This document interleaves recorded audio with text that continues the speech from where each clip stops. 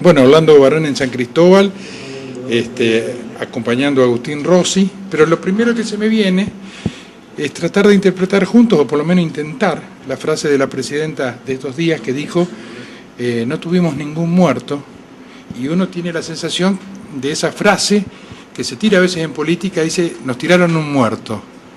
¿Qué lectura hace Orlando de esto?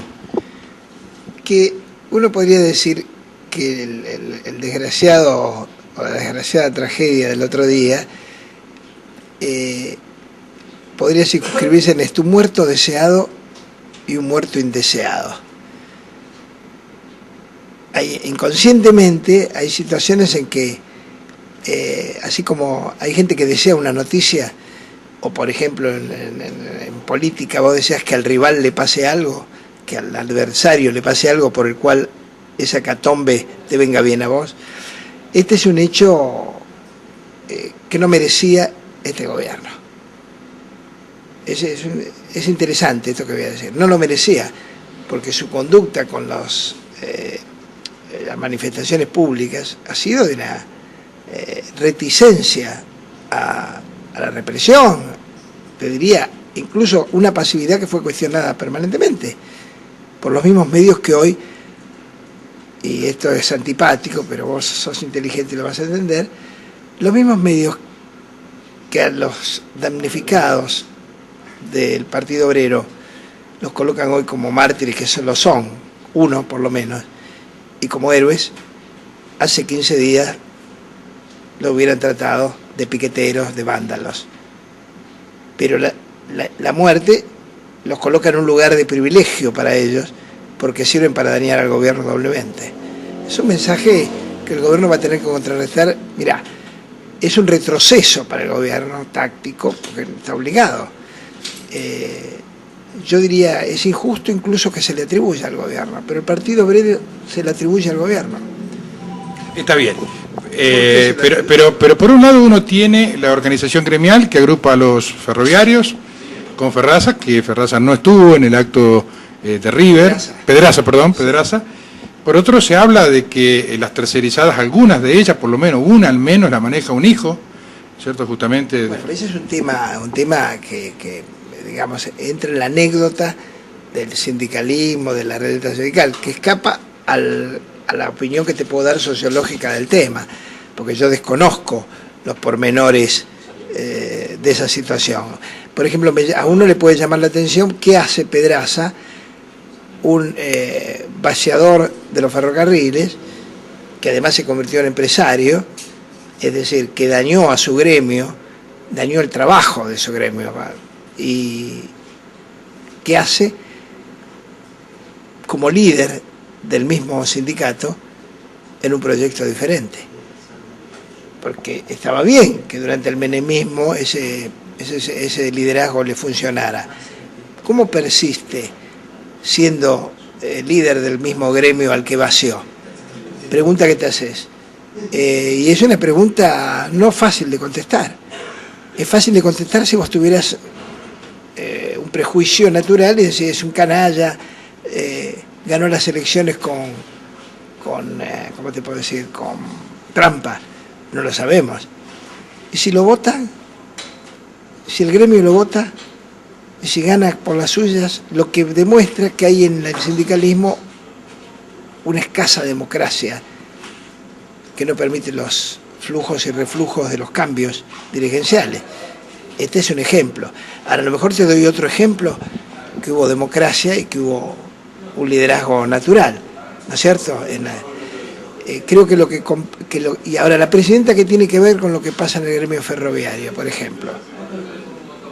Y bueno, todo tiene que ver con todo, pero que yo sepa no se metió nunca con el gremio ferroviario. Y te diría, para ser más claros y defender al gobierno de otro ángulo, así como le decimos a la justicia, al Poder Judicial, que tiene que purificarse de todos esos jueces cautelares que andan por ahí, que sirvieron a los militares, ¿qué decimos? ¿Qué le decimos a Lorenzetti, a Zaffaroni, a los que están allí en la Suprema? Le decimos que purifiquen el Poder Judicial. Les estamos exigiendo, la sociedad, todos. ¿Y por qué no les decimos a los sindicalistas que purifiquen el sindicalismo? ¿Qué tiene que ver la presidenta? La presidenta tiene que purificar su equipo político, que es lo que el Poder Ejecutivo. Digamos, donde haya un resorte oscuro, un corrupto, debería cambiarlo, si es que lo tiene, es un tema aparte. Pero los demás tienen que arreglarse por sí mismos. La pregunta que tendría que hacerse es, ¿qué tiene que ver con el sindicalismo de Moyano, el sindicalismo de Pedraza o el de Escalón? Y no lo sé. Me parece que no tiene nada que ver, son dos mensajes distintos, pero evidentemente están en la misma CGT. Ahora te pregunto, ¿y en el Poder Legislativo no pasa lo mismo? ¿O son todos buenos los que están? ¿No? Entonces, volvamos al crimen, no perdamos de vista el crimen. ¿Es un crimen? ¿Lo cometió la policía? No. Pero fíjate vos, igual se le atribuye responsabilidad a la policía. De liberar una zona. Al menos claro, lo primero que se salió a decir. Claro, bueno, porque si no, de la otra manera no se lo pueden endilgar al gobierno. La liberación de zona le permite decir que ya ahí había un contubernio, una situación, digamos, de... Prearmada. Yo creo que es difícil. La presidenta, si resiste esto, evidentemente lo resiste, quiero decir, no sirve para descolocar un gobierno. Vos pensás que la CGT hizo un acto de 100.000 personas hace 15 días, menos, y no ocurrió ningún infortunio. El día del Bicentenario, 6 millones de argentinos y no argentinos desfilaron por la 9 de julio y adyacencias, 6 millones, no hubo ningún infortunio. Déjame ser cruel. 50 tipos producen un infortunio. ¿Qué es más el país? ¿El de los 6 millones, el de los 100 millones del estadio de River o el de los 40 tipos que se pelearon en las vías del ferrocarril? ¿Cuál es el país? ¿Por qué centramos la mirada en el cáncer y no en la salud que hay en el otro lado? Esto es lo que me parece injusto, que es una mirada injusta. Más allá de que la víctima hay que resolver el problema judicial. Yo creo que aún cuando se resuelva, porque ¿a vos te conformarías con que detuvieran a un tipo que se llame Juan González, que fue el que disparó porque salió en la foto? Eso es fácil. ¿Te conformas? No. ¿Sabés qué vas a querer vos? Un instigador. Y querés un instigador gigante. Y en el fondo lo que vos estoy haciendo es una hipótesis coloquial, como porque te conozco, si no, no lo diría. La hipótesis se llevarías no solo a Pedraza, te llevaría a Moyano. Porque lo que se trata ahora es de destruir al poder laboral que consiguió Moyano en todo este tiempo.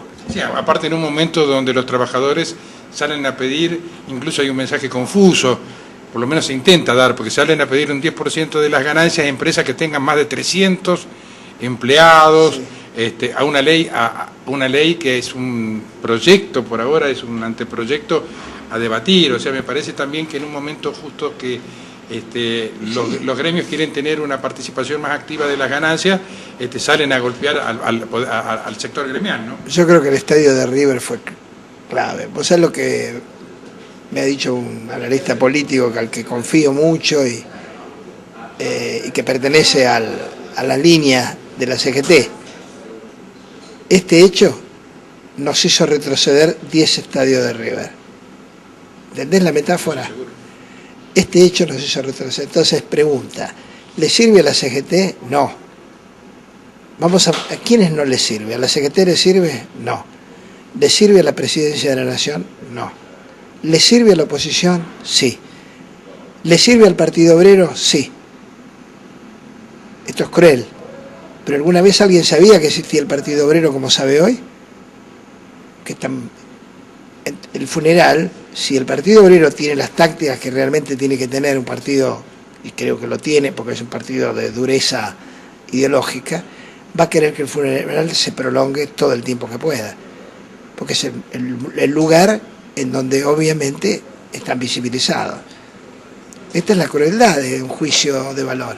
Entonces, yo creo que ni siquiera la detención de un culpable, si el culpable es morocho y es pobre, tampoco sirve.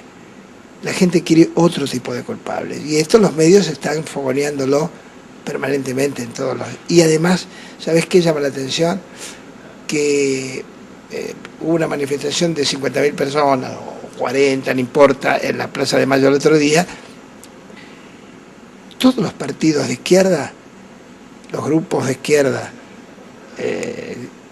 claves, digamos, los conocidos, desde Quebracho, Partido Obrero, el de Vilma Ripoll, el objetivo, señalización de culpabilidad, la presidenta de la Nación. En cambio, Madre de Plaza de Mayo, Abuelas, Yasky, todos los otros, señalizando, digamos, al grupúsculo sindical enraizado en esa tramoya ferrocarrilera que no sabemos qué hay ahí, qué negocios hay, porque no sabemos ni vos ni yo, pero que evidentemente hay que investigar.